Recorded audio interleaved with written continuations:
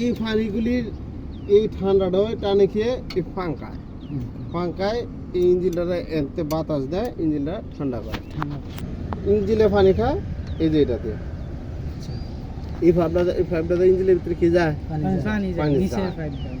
আর উর্বেরটা দা পানি আবার ব্যাগে আয়, এটাতে নেয় আর এটাতে আনে, অতিরিক্ত হলে এটাতে ছেড়ে দেয়। ঠিক আছে, এইটা বা এই পাইপটা কোনো জায়গায় কোনো সমস্যা, ওই যে শায়েস্তাগঞ্জ যাওয়ার সময় যে সমস্যা হয়েছে, এই যে পাইপটা এটা এই গোড়ার থেকে আমার ভেঙে গেছে। হ্যাঁ, এটার ভিতরে ইঞ্জিনের ভিতরে পানি যায়, ইঞ্জিন এটার ভিতরে পানি না গেলে ইঞ্জিন খেয়ে দেবে গা, গরম হয়ে যাবে। আর গরম হয়ে গেলে গই ইঞ্জিন হিট খেয়ে নেবো, ইঞ্জিন আর চলতো না, ঝামেলা। কথাটা কি বুঝছেন?